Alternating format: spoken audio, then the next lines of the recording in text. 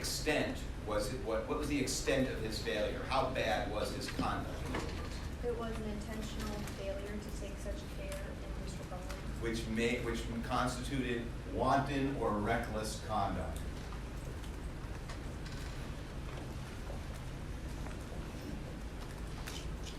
Right? Wanton or reckless conduct. And the wantonness is an intentional, Miss Romney says, failure to take action. What was that again? In disregard of the probable harmful consequences.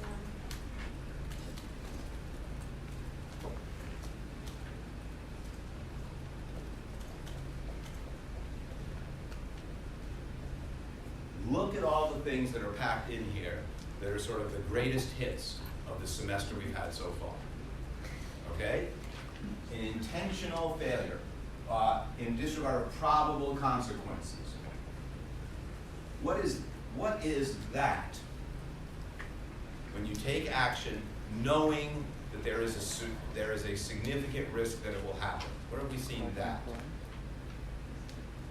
Did you say taking action? Talk about that in a minute, but whether it's taking action or not, the action you either took or didn't take was in disregard of probable consequences known to you. Oh, knowingly. And what is that?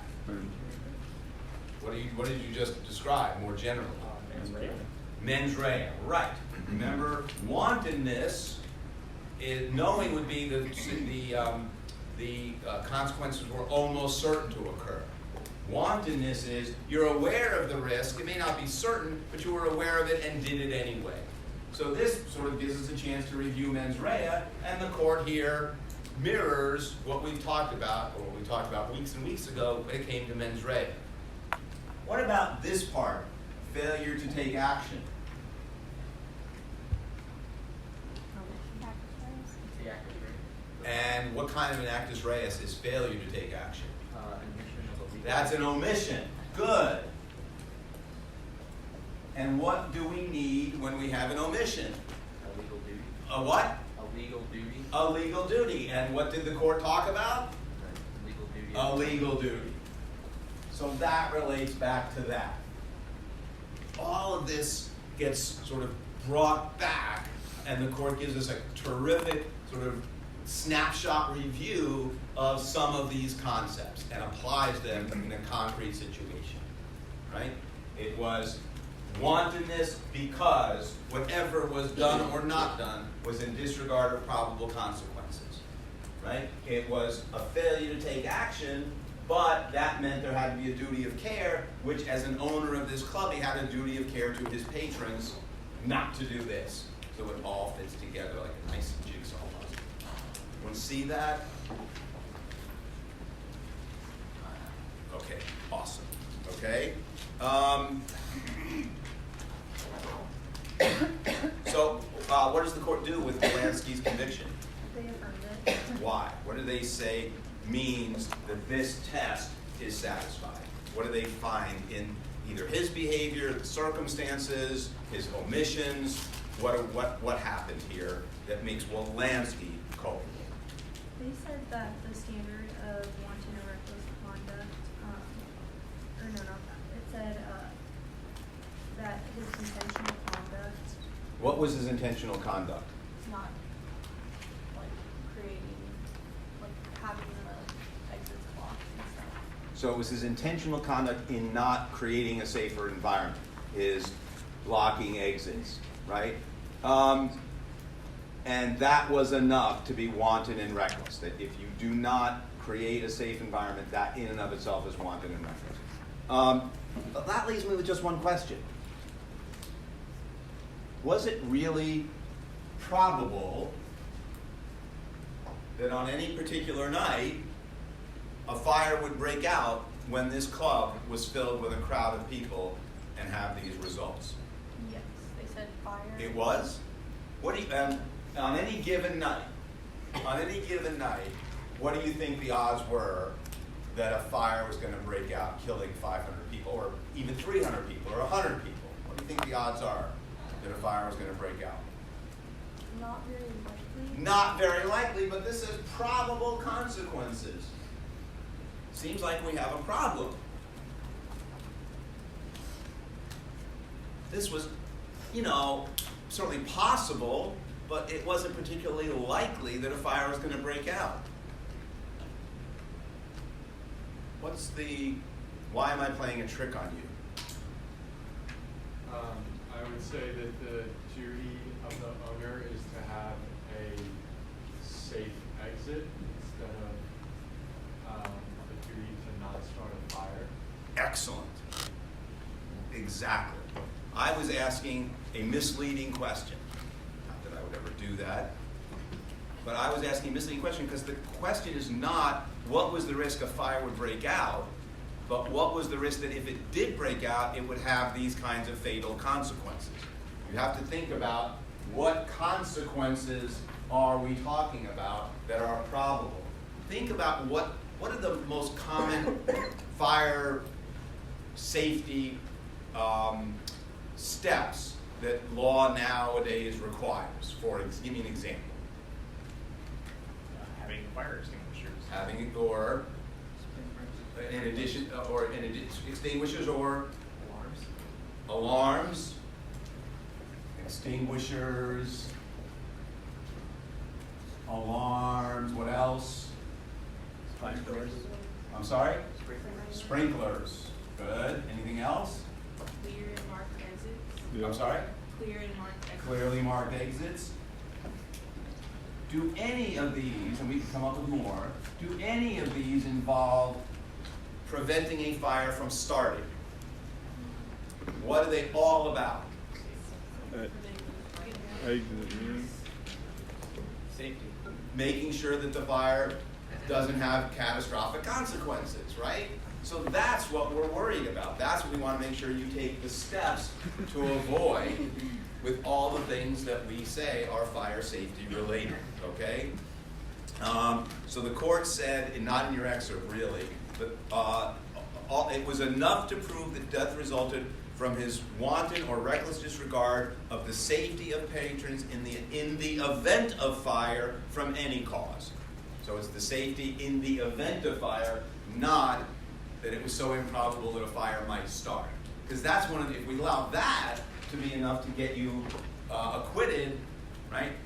No one could ever be convicted, no matter how reckless their actions were, because they could always use that as an excuse. Well, I didn't think the fire was going to start. It was too unlikely. So why bother to take precautions? And therein lies disaster. The sad part is that while their safety measures have improved immensely, in part as a result of, and certainly since the Coconut Grove fire, we still have these kinds of events occur. And we have not come as far as we would like. So as the defense, would custom have, other, custom of what other nightclubs do? I mean, I don't feel like that would have helped him because as a policy argument, the court is trying to say, no, we want him to be held accountable, but I also want to know what the other nightclubs were doing at the time. You are now his defense lawyer, just for that.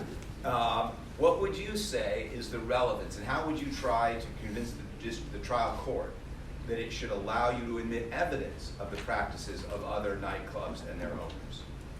Well, then I would say it's within reason that if everyone is doing this behavior, then how should I know to do it different? Related to the legal standard. What does his conduct have to be for his conduct to have constituted manslaughter? Or courts using the terms interchangeably here, wanton or reckless. Yeah. So you're going to try to say, my client's conduct could not have been wanton if it was with exactly what everyone else was doing. Reasonableness is the antithesis of wantonness. So it's reasonable for him to have acted exactly in conformity with what everyone else who owns nightclubs is doing. What's the prosecutor going to answer when the prosecutor tries to say, no, judge, don't admit any evidence that all these other nightclubs are equally flammable and likely to go up at any moment, unless and until we enact some reforms. No prosecutors? No prosecutors this morning? Let's get there too. No. You can't be the prosecutor and the defense. It does not work. It's Richter. Would he be strictly liable if there's a statute that? No, we're not holding him strictly liable. We're saying your actions were wanton. So remember, strict liability is without a mens rea. We're saying he had to be wanton. And the defense argument here is at least let us introduce evidence that he couldn't have been wanton because he was living up to the, maybe low, but the standard that other businesses, other nightclubs are performing in. I don't really know how to form this, but it sounds like he's just playing Russian roulette, like where the odds are, substantially in his favor, but a fire did break out. So May the odds be ever in your all the- favor, yeah. right, all the other nightclubs, like if they did catch on fire and they were following the same customs that he did, would still be acting one, right? That would certainly be the premise of the prosecution's argument, that every nightclub owner was acting wantonly. Anything wrong with that? Mr. Prosecutor? Yeah, because No is your answer. Yes is her answer. There's something wrong with that. Your answer is every one of these nightclub owners is playing with fire, right? Sorry, right? I They said are yes, but they are taking. Yeah, yes. You know what yes but gets you? let's see. Yes, but it gets you a C. And it gets me wanting to go get a nice shot of bourbon while I'm grading, because I'm like, take a position, and I'm putting you on one side. You have to argue that side. You're going to say, look, they're all taking the chance. And if it turns out that they are engaging in wanton and reckless behavior by the way they're structuring their business, and if it turns out that a fire starts there, they're in the same position as Wolanski. The fact that a lot of people are doing it makes it typical, but not reasonable. Right? The prosecution's argument is widespread wanton behavior is still wanton behavior. We measure wantonness by, is it in disregard of probable consequences, not are a lot of people acting in disregard of probable consequences. So don't be misled, judge, by the fact that it's the normal custom. We have to get away from that, and the only way to get away from that is to punish people and send the message, deterrence, that this be deterrence of this kind of behavior so that people will stop acting wantonly. That's the prosecution's argument. So what about an establishment that not only fails to take proper precautions against fire, but also bills itself as absolutely fireproof, like the Iroquois Theater did in 1903? Not sure I understand the question. Would alleging that your establishment is absolutely fireproof, that nothing could possibly go wrong, would that fall under wanton and And the reckless Titanic conduct? could never sink. Right? It's an unsinkable ship, which is at the bottom of the ocean. Has anyone seen now the Titanic 2 There's a is going to set sail in a couple of years? Yeah. You could not pay me enough. And it's going to follow the exact same route as the first Titanic. I'm like, you know where that route ended up? No. Global warming, No. though. The glacier, I'm sorry? Global warming, the glacier is probably smaller, right? With climate change, we can go ahead and hit that iceberg because it's puny now. Yeah. This is like decision making by macho indifference to the Yeah, we can ram that iceberg. It's nothing. Got nothing on us. Anyway, So the answer is you would judge that based not on some marketing slogan about whether this establishment is completely fireproof or this ship is completely unsinkable, but the reality. What was the consequence if this would happen, and did you take precautions that made it those consequences, that address those consequences? So it depends not just on what someone said, but on what can be proved with evidence. So I know all the facts. kind of a cold, uncalculated argument, but could you I make, can't wait. to sort of negate the wantonness, I guess, requirement for this, could you argue that the nightclub owner made a risk assessment between deterring theft and which is probably a pretty high risk night to night compared with a fire, in terms of, I don't know really how to phrase it. Yeah. Kind of see where I'm going, where. If that this could was be- torts, Okay. if this was torts, which God forbid it would ever be, if I'm there. If it was torts, you might be able to do that, because you make those assessments for purposes of liability. Do we want to discourage this kind of behavior if it ends up being more profitable for society? And if you're imposing strict liability in tort, you would say, okay, if it really is more beneficial, then we would be better off, we'll compensate these people who died in the fire, but let's keep doing as we're doing, because we can pay the cost to them and still benefit more generally out of the profits as society. That's one of the reasons I find torts a little cold-blooded, but okay. Not in criminal law. In criminal law, what we're saying is, did you rise to the duty, the level of conduct that we expect of members of society? We might want to take into account in that calculation of wantonness something about the benefits of your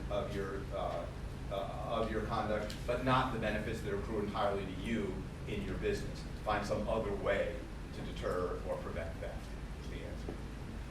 If the duty is defined by statute, why can't they impose strict liability? Like, why do they have to come up with a mens rea? Or Well, why- well, the answer is Massachusetts just didn't. Okay. And at this point, no state, I think, would. Okay.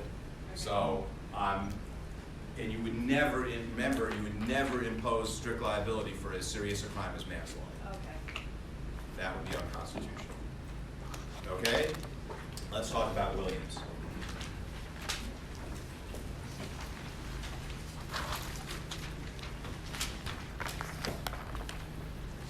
Tell me about Walter and Bernice Williams. Clemens. So there was a mother who had two children who married the stepfather of her two children.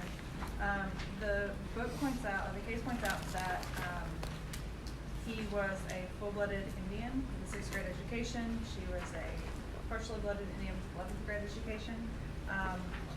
So one of the things I noticed from this in our previous case is that they pointed out that they're Indian. They didn't just say Native American. So it's When was almost, this case? this is in 1971. Are you So- surprised? No.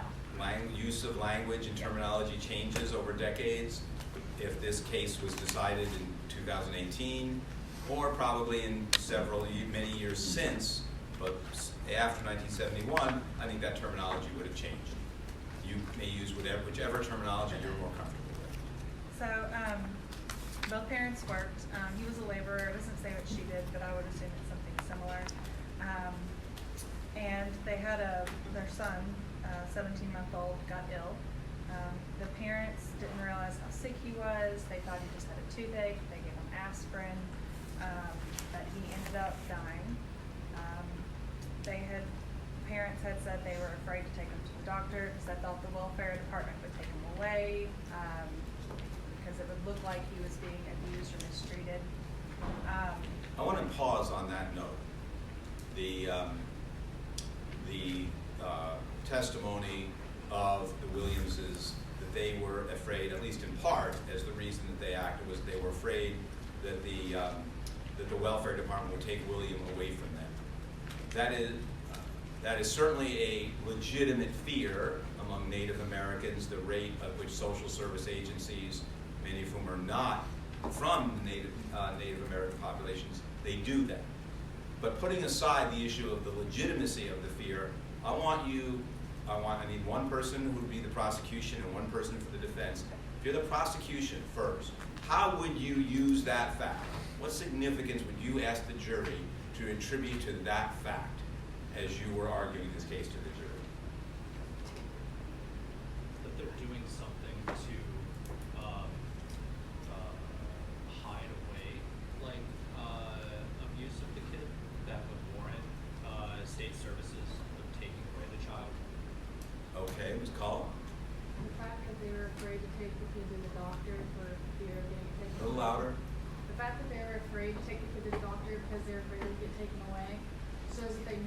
should have gone to the doctor? That stretches it maybe a little bit, but okay. Is that your hand? Yes. So this is for the prosecution, right? Yep. So it's kind of like, I see it as like split the baby. Like true parents would put their child's interest first. And so what are you gonna say as the prosecutor that they didn't do, they did do and they didn't do? You say a parent who is acting appropriately would have put their child first, so what are they doing instead? Who are they putting first? Themselves. They're being selfish. Themselves. Right? If I'm the prosecutor, I'm going to say, look, this shows that their motivation was all about their own desire to keep custody and putting that ahead of the medical needs of their child. They weren't motivated by, oh, they thought the child was fine. They thought, uh-oh, somebody will see that the child is not being cared for, and that is not, and that fear is not a legitimate reason not to get your child medical care. What would the defense lawyer say? Well, I think that they're being completely irrational because 30% of all Native American children were separated from their family through this time. So I think they probably thought that the system was against them in the first place. So it really wasn't the health of the child who had been questioned by social services. It was just the fact that they were Native American. and what would it show if you were arguing this for the defense that they weren't motivated by that would be problematic for you? They weren't motivated by the health of the child. They were motivated by keeping the child. Well, what would be the worst possible motivation in this case? What would be the worst thing that the jury might think? They're selfish. Worse than that even. They did it intentionally. And that they knew the child was really sick, right? Sort of like Wolanski, they took intentional actions in disregard of probable consequences. And not that they wanted William to die, but that they knew he might, and that they did it anyway. But here you'd be able to say, no, they were really worried, motivated by, they thought they were the best parents, they loved him like no other. Parents have that bond with a child, and they were motivated by his best interest to keep custody, not by anything else. And certainly not by awareness of how at risk he really was. So the same fact can sometimes be used by both sides and ask the jury to construe it in a different way as they understand the case. Okay? So from September 1st to September 12th, they were aware that William was ill. As you said, Ms. Clements, they thought he had a toothache. As it turns out, he had an abscessed tooth that had been allowed to develop into an infection, which eventually became gangrene. And that developed pneumonia, and he died. So as you said, they gave him aspirin, didn't take him to the doctor, despite knowing that medical help was available. The trial court found that they were negligent in not seeking medical attention, and that as a proximate result of this negligence, William died. And from these findings, it found them guilty of manslaughter, right? What did the Court of Appeals conclude as a result of this? First is something not in your excerpt, and that is that they were under a legal duty to obtain medical assistance for their child, right? As parents, you have a legal duty to provide care and sustenance for your child. What else did the Court of Appeals determine? They had said that if they had exercised the caution of a man of reasonable prudence under the same or similar conditions, that they would have been put on notice, and during that critical period from September. That's the causation issue. I want to get to that in a minute. We will get to that, the big legal issue in the case. But there's another thing the court notes that's unusual and different from Wolanski. What does the court note about what is sufficient to convict them? Ordinary negligence is sufficient to support. Exactly.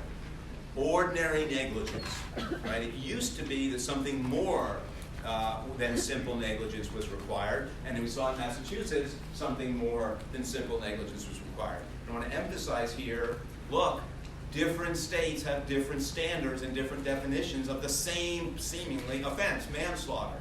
Massachusetts required wantonness. This case requires only mere negligence. Did they act negligently? Or could the jury have found they acted negligently? Yes. The crime is deemed committed even though the cause of death of the death of the defendant is the proximate result of only simple ordinary negligence. Okay? That is the kind of caution that a man, or person, you should say, of reasonable prudence would exercise under the same or similar conditions. Okay? Now, you wanted to talk about causation. So describe for me the causation issue that arises in this case. Well, they talk about like if the parents had proximately caused their son's death. And Beg your said pardon? they had mentioned like whether or not the parents or like their decision to not take their son to get medical care was the proximate cause of their son's death. Why might it not have been? Because it might not have been foreseeable that what appeared to be a toothache would have led to the death of their child. September 1st, William becomes ill. First starts experiencing a toothache, right? When does William die? He dies on the 12th, but it said that in the week before he died, like by that point, nothing could have been done to save him. So that critical period from the 1st to the 5th was the time that we're looking at to see if in there it was the parents could have done something. So there's a period, some period of time from September 1st for several days, we'll talk about exactly how many, during which a reasonable person might not have gone to the doctor or done more than just give aspirin. And why is that? Ms. Defense Lawyer? Parents aren't really required to take their child to the doctor for every little bitty thing that happens. Like And we certainly don't want to make that the standard, that every time a child shows any signs of sickness, a slight fever, complaining of a pain, that, oh God, we have to rush to the doctor, otherwise, if things go tragically wrong, I'm going to be a murderer, right? Or guilty of homicide of some level, right? There are times when it's perfectly reasonable. If the standard is reasonableness, there are times when it's perfectly reasonable not to take your child to the doctor. Now, how many of you are parents? Keep your hands up if you're a parent. How many of you have had your child get sick if you're a parent? Every hand stayed in the air, okay. How many of you have had occasions where your child got sick and you did not take your child to the doctor? Every one of you would be culpable if the standard were otherwise, right? So you are testimony here to the idea that it's reasonable sometimes not to take the child to the doctor, okay? Let's say that time is until September what in this case? 5th. And what changes on September 5th? After that point, there's nothing that really could have been done. No. What changes in terms of what was reasonable for them? Oh, it was just more obvious by that point that the child He needed starts to help. show symptoms like turning green. Was it green Yeah, or blue? bluish color Bluish. of his cheek. Yeah. William's condition worsens.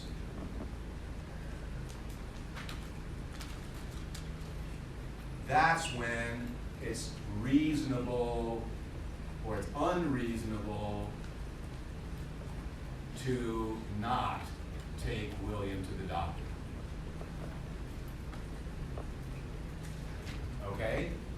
So if you were arguing for the defendants, what would you argue is the causation issue, at least potentially, that is triggered by the fact that there's this gap when they were perfectly reasonable not going to the doctor?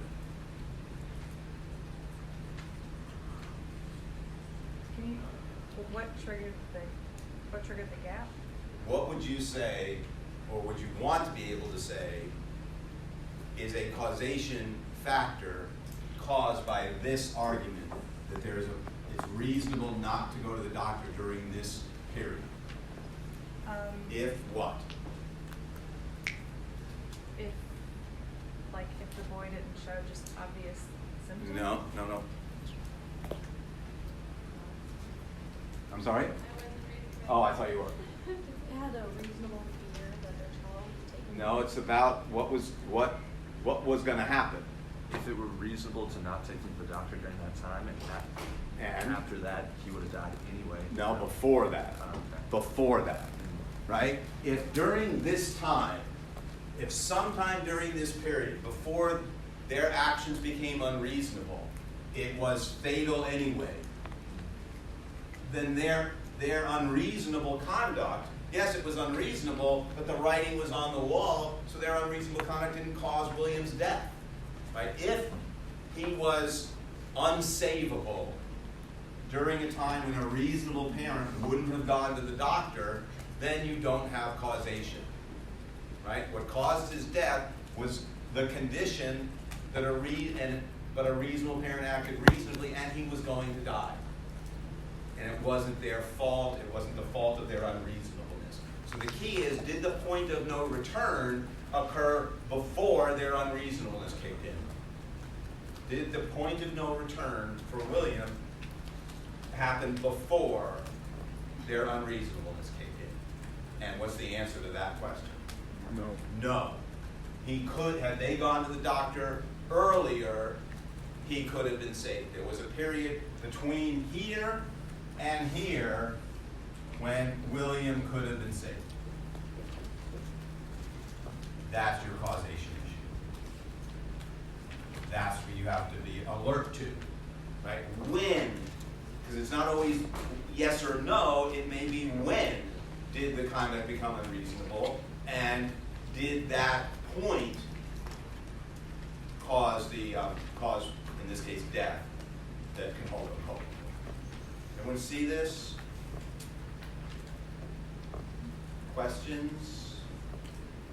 I think this case raises some troubling and deep issues about when we want to use the criminal law. Do we need, for deterrence purposes, the criminal law? How many of you, raise your hand again, is your parents? How many of you, what is your incentive to take your child to the doctor? What's your incentive when you take your child to the doctor? Why do you do it? So they can get better. So they can get better, because You don't want them to get worse or something. we don't get them worse. And why do you not want them to get worse? More fundamentally, the most fundamental reason you take your child to the doctor. You don't want them to die or be in pain or suffer, and that is because Because we love them. you love them. Yes, right? Parents love their children. That's the deterrent we have to these tragedies. Do we need the criminal law to give people an incentive to take good care of their children? Is that, we one think, was one of your first impulses, not what should be the criminal justice system's response and what's the right policy, but is this a criminal justice matter at all? Or is it a matter of culture, education, and trying to support populations so that they can do the things that we hope will be an expression of their love that any parent would want to do? Sure, there are going to be situations in which there are parents who don't love their kids, are perhaps incapable of loving their children, and those are different, but I don't think this is one of those cases. So one of the things you want to always think about is it the criminal justice system or some other aspect, the social work network in our society, should be responding to this particular problem? There's more. Well, I don't think I think it might not apply in this case, but I was just wondering about whether, I wondered how this would go if this was in a tribal court. So on reservations, they have their own courts and jurisdictions. I don't know if certain crimes are, like, if they fall out of those jurisdictions or not, but so when we're asking about reasonableness, what's reasonable to us can be different in other cultures and in other circumstances. So I was just wondering how, that would affect. I don't know the answer to the jurisdictional subtext of that question, whether or not I would certainly assume, and this is only an assumption, so take that for what it's worth, that certainly this would be something that could be handled in a tribal court, but a state or federal court could supersede that if it chose to, as happened here. And how it would be handled in a tribal court, I just have no idea. One would hope, at least I would hope, I'll speak for myself, that it would be in a way that is that is more attuned to all of the factors that contributed to a tragedy. But I can't say that for sure, and it never got handled that way, so we'll never know. Yeah. Have they, like, at home treated the child with, like, some traditional Native American medicine? Would they have been protected by the First Amendment? Would they have been protected by the First Amendment?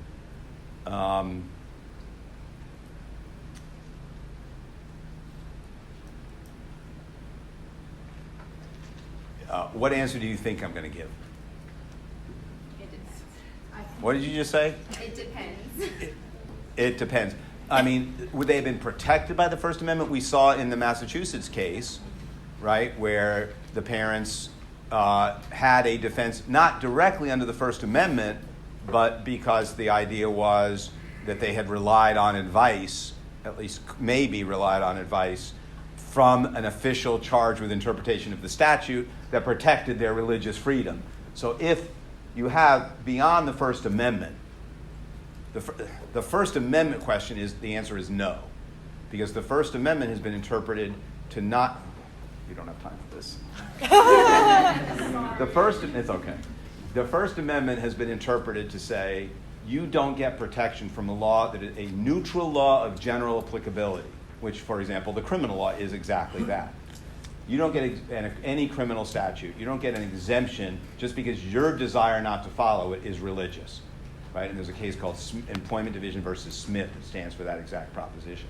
However, since Smith, the federal government and many states have enacted statutes called RFRAs, Religious Freedom Restoration Acts, that give more protection than the First Amendment. So the First Amendment, no, these RFRAs, arguably, that gives sort of substitute, more extensive protection for religious beliefs. I think the ultimate answer is no under RFRAs, because the way the RFRAs work is you get an exemption for religious beliefs, but the state can come back and show that it has a compelling interest and that the law it is enforcing is narrowly tailored to meet that interest so that they can trump your religious beliefs. And if any statutes could meet that test, one would assume it would be homicide statutes. There's a compelling interest in prosecuting homicides, and they are narrowly tailored because you want to prosecute people who are killers. So I think even RFRAs wouldn't work. But I would certainly expect defendants to raise them in some situations. Okay, let's talk about Mays. Mays was convicted of murdering his wife. She died by being burned to death. An awful, awful situation. This resulted from his having thrown a beer glass against a lighted oil lamp she was carrying. Broke the lamp, scattered the burning oil over her body. Just awful. Okay? This occurred around 9 at night, after he came into the room where she, her mother, and their daughter were working around the table. As you might expect, as we've seen so much this semester, he was drunk. And drunkenness leads to tragedies, often. He was, in fact, coming home from a saloon.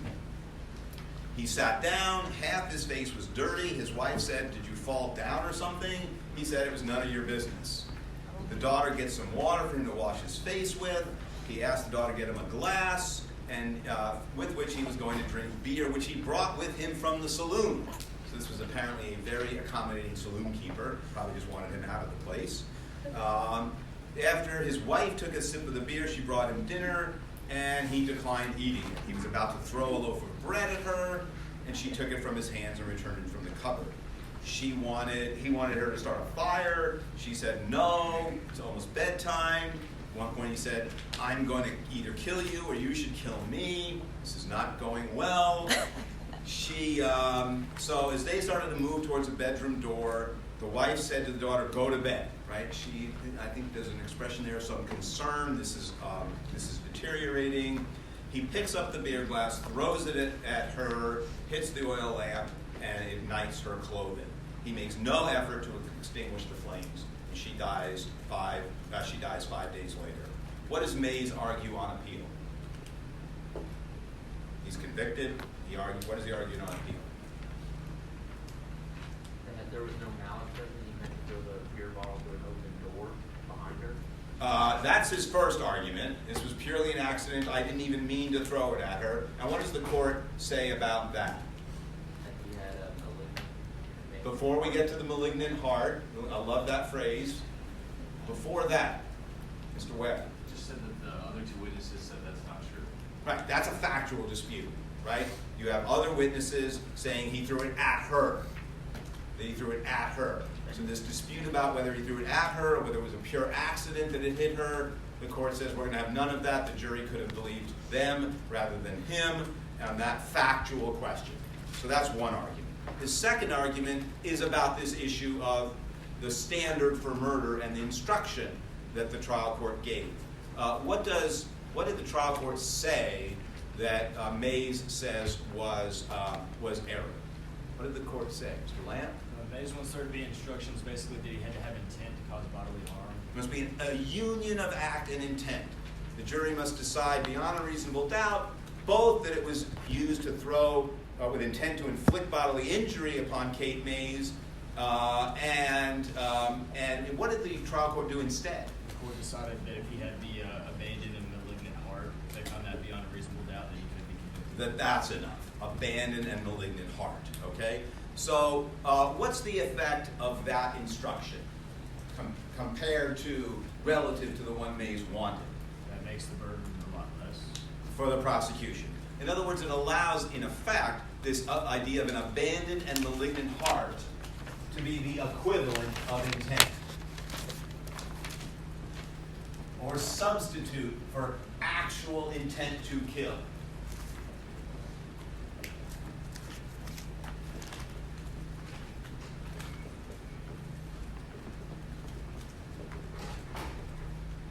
Becomes the equivalent of intent. What would you have thought?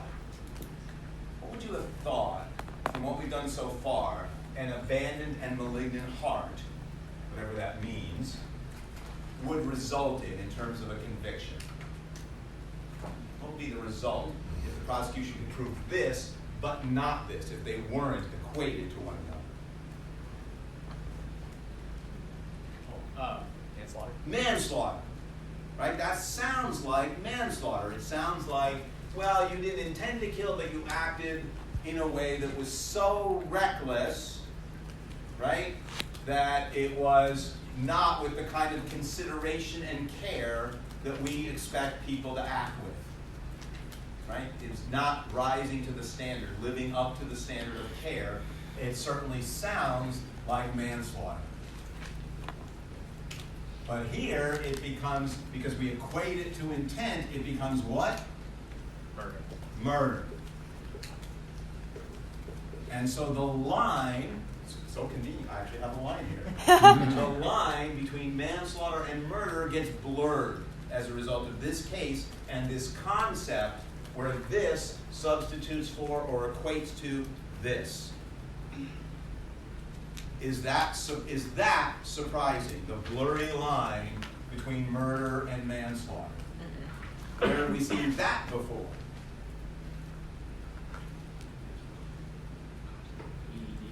I'm sorry? Close. I like where you're going. You said EED. What else in the KRS reflects a blurring of the line between manslaughter and murder? Reckless homicide? What can satisfy both, what can constitute the mental state for both manslaughter and murder? Anyone? Recklessness? No, not recklessness. Wantonness? Wantonness, right? Wantonness.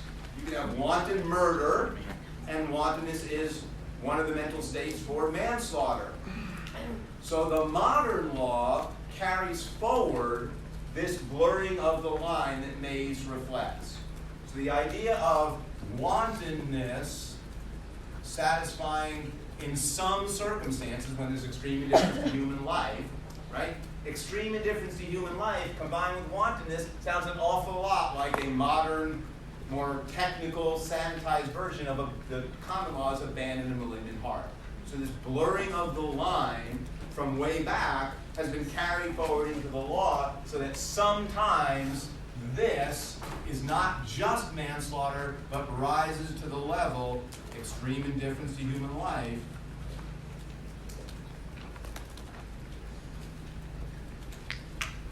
Can be murder and is the equivalent of intent for legal purposes. All right? And that's what this case reflects. This case reflects the common law version of what we see in our modern law. Any questions about this? Okay, awesome. We've got these through. So we'll stop there, and we will pick up with Martin on Monday.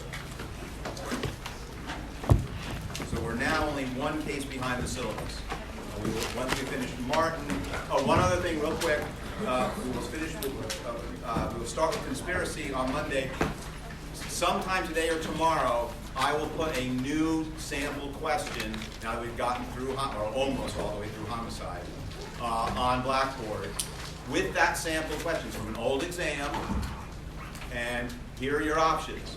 You can answer it, and I will give you comments back, and I will, or you can just look at it and use it as to spur your own thinking. I will not give you comments back, and I will not give you the model answer unless you do it.